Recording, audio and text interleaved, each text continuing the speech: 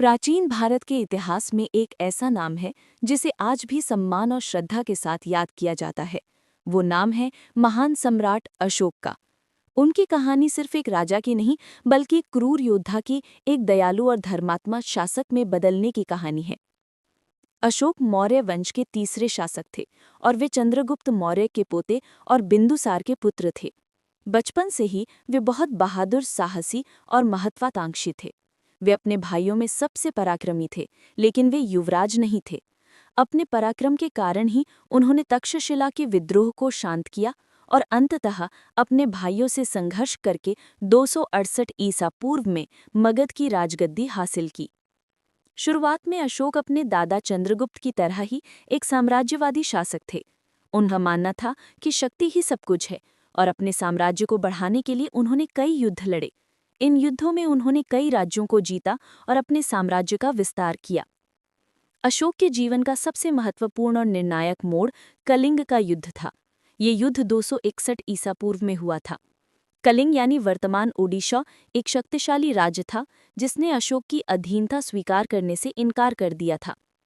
अशोक ने अपने विशाल सेना के साथ कलिंग पर हमला किया। ये युद्ध बहुत ही भयानक था। इस युद्ध में लाखों लोग मारे गए और घायल हुए। चारों ओर सिर्फ खून, लाशें और रोने की आवाजें थीं। इस भयानक दृश्य को देखकर अशोक का हृदय परिवर्तन हो गया।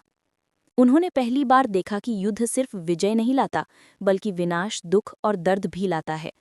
हजारों लोगों की मौत और बच्चों और महिलाओं की करुण पुकार ने उन्हें अंदर तक हिला दिया। इस युद्ध के बाद अशोक ने हमेशा के लिए युद्ध न करने का प्रण लिया। उन्होंने भेरी घोष की जगह धम्म घोष को अपनाया। उन्होंने बौद्ध धर्म को स्वीकार किया और अहिंसा, दया, करुणा और शांति के मार्ग पर चलने लगे। उन्होंने अपने शासनकाल में धम्म का प्रचार किया, जिसका अर्थ था नैतिक और धार्मिक नियमों का पालन करना। उन्होंने अपने लोगों के कल्याण के लिए कई काम किए।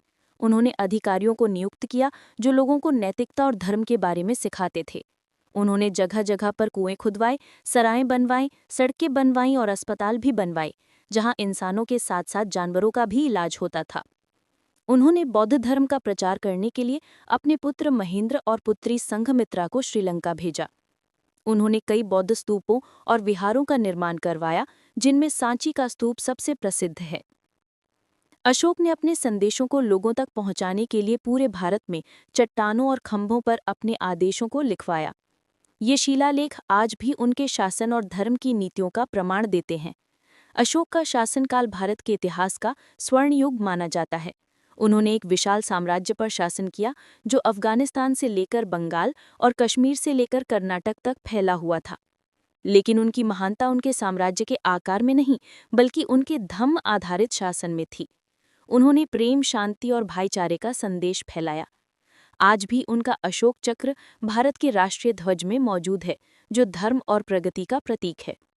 उनकी कहानी हमें सिखाती है कि सच्ची शक्ति जीतने में नहीं, बल्कि माफ करने और शांति स्थापित करने में है। अशोक एक ऐसे राजा थे जिन्होंने तलवार की ताकत को नैतिकता और करुणा की ताकत में बदल दिया।